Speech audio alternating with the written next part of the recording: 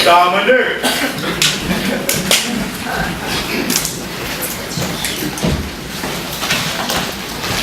Hi.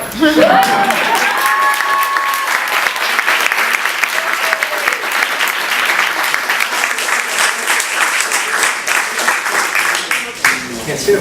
Thank you everybody for coming to our stage reading of Go Sit on Your Own Stoop. My name is John Khoury. I wrote the book that this script is based on.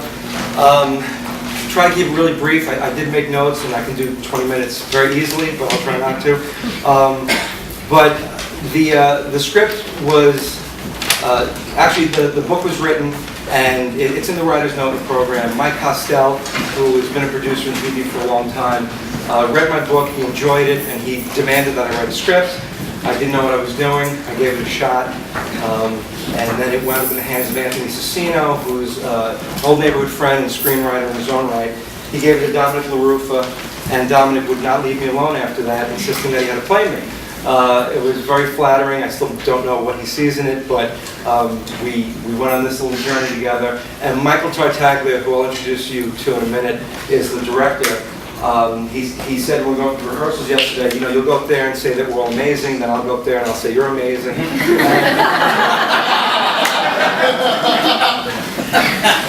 It made me think about how every time you see someone who makes an acceptance speech, everybody they talk about is amazing.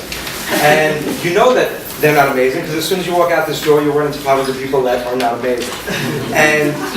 But when you have a creative experience, like I did with these fantastic and amazing actors the last 2 days, it really is, it's just incredible to watch people who don't know me, didn't know the work, show such dedication and passion. They had really less than 2 days to perform everything you're going to see.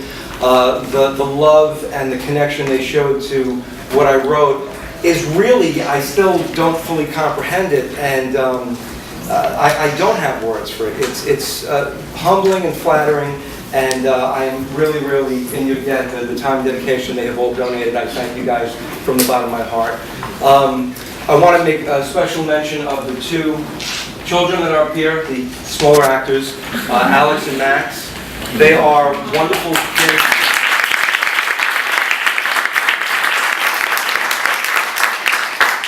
I just got to meet both of them on Sunday, and besides the fact I was impressed with their talent, I was much more impressed with their behavior and their respect and their ability to work with adults. And I just want to make a special mention to both their moms who are in the audience, because you've raised beautiful kids and very talented, and I wish you all the success in the world.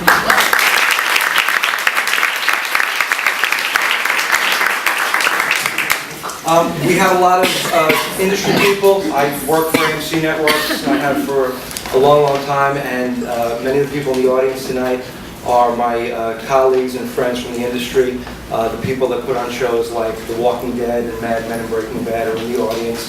Portlandia, we have Sundance, WeTV represented, all the big networks that I work with and for, and I just wanted to thank everybody for showing up to lend your support to the actors on stage tonight. We also have some neighborhood friends. A lot of the people that will be in the performance tonight that the characters are based on are actually sitting in the first few rows. They still like you right now. Let's see in about an hour. Real fast, what is Go Sit on Your Own Stoop? It's about a kid. Let me just read. This is what we're doing. Stage reading to pitch a TV series is really not what you do. So I'm putting together a pilot package. The idea is that we will pitch this as a TV series. And the line is, on any given day in Brooklyn, New York, John has to deal with sex, violence, alcoholism, racism, profanity, misogyny, and mommy issues. And then, when he steps outside of his apartment, he has to deal with all of that.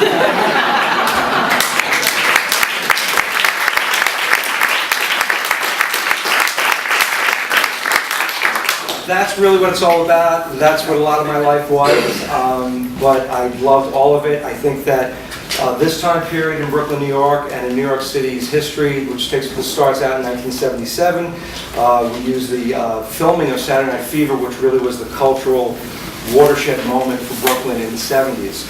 That's sort of our launching pad, and just a chance to look at what we were like back at that time, with all the stories that we can relate to, just going through our teenage years, but in an environment, in a community that doesn't exist anymore. Some of that's good, some of that's not good. Quick story about how that community was. I got picked up, I was actually on the corner of Mazzola's Bakery with my best friend Anthony Alardi, and 2 detectives came up to us and asked us if we wanted to make $5 to stand in a police lineup. Having no street smarts at all, I went, okay. And this was $5 in 1983, not 1943. They took me in the car, Anthony and Sal went home, and I walked into the police station and they gave me a filthy criminal smock that smelled like the criminals, and a number. And the kid walked in, the real criminal, and we could have been the stunt doubles for the Courtship Everybody's Falling. We were identical twins, and I went, oh my God, what have I done?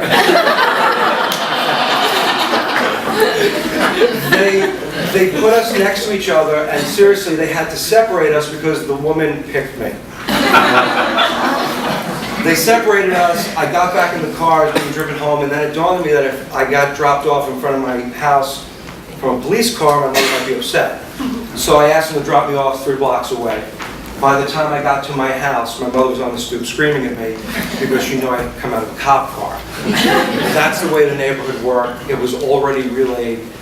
The neighborhood looked out for each other, and that was the beauty of that time and place in New York City history, and that's really what I hope to show if we can build tonight into something bigger and broader.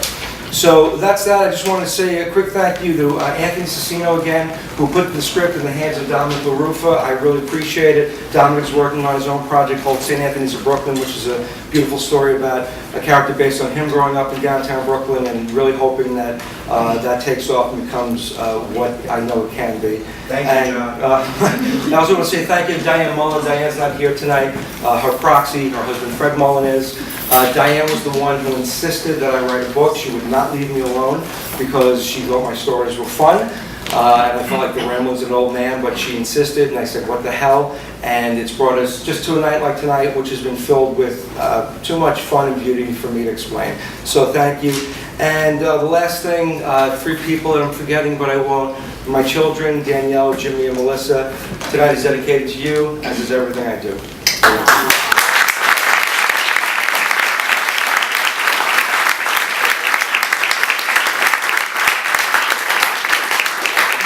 It's my pleasure to introduce the director of Go Sit on Your Own Stoop, someone I just met a couple of months ago, and I think this guy is fantastic and wonderful and amazing. Michael.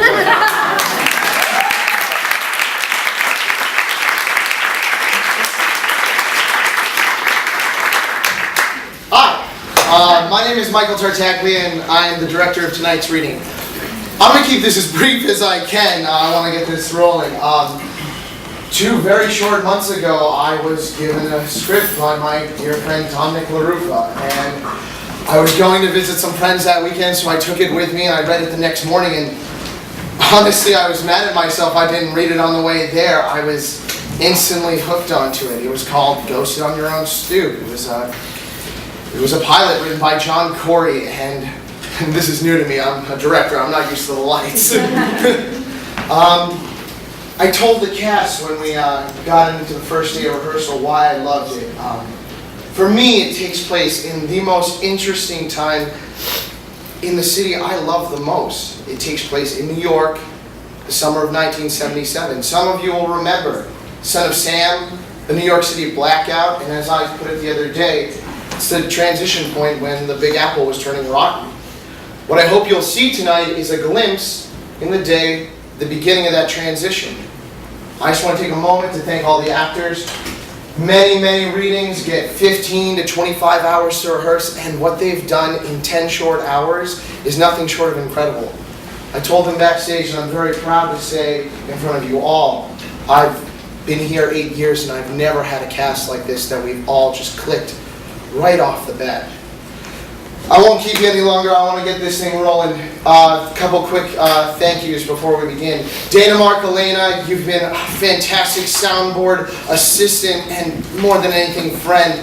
Dom, for bringing me onto this project. And probably most importantly, John, who without which we wouldn't have any of this. Ladies and gentlemen, please turn off any cell phones, Blackberries before we begin. And again, thank you. and enjoy tonight's reading of Go Sit on Your Own Stoop.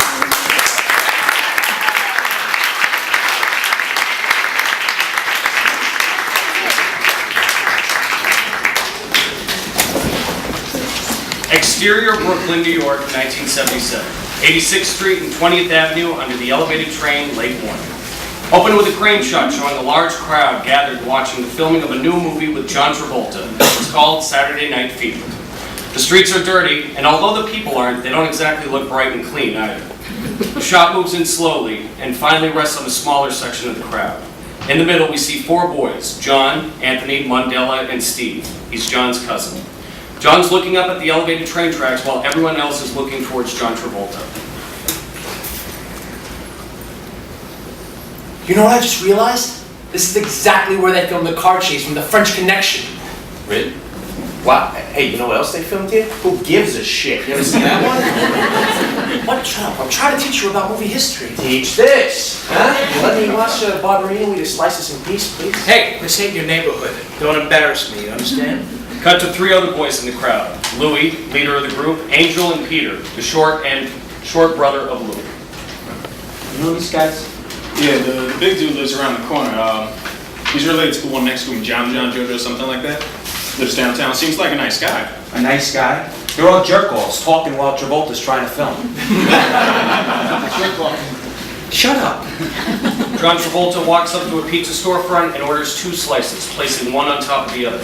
Travolta is shot from the neck down, and from the outside the shot we hear the director. Cut! Good one, Mr. Travolta. Let's get one more for safety. Alright, I gotta go. You better watch your friend here with the red hair. He's a jerk. Nah, he's harmless. Don't worry. I'll see you at Lankheet. See you Saturday. Steve walks through the crowd to go home. Crowd erupts in applause. Girls are screaming and yelling comments to the actor. I want to marry you, John! I'm not wearing any underwear, John!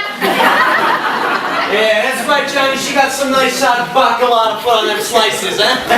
Are you hear these guys? You what he just said? My sister's in with those girls. Come on, let's get these bricks. Come on, what? Your sister is headed for the convent all of a sudden? Hey, that's my sister. I gotta defend her honor. Yeah, you're gonna need an army for that. Oh! Do me a favor, Bobby. Wasn't that somewhere else? Pissing me off. You're like 2 fucking duck-and-roll. Shut the fuck up! Hey, come on, guys, you gotta stop acting so violent. You're not Sonny. You're a civilian. You're Tom Hagen.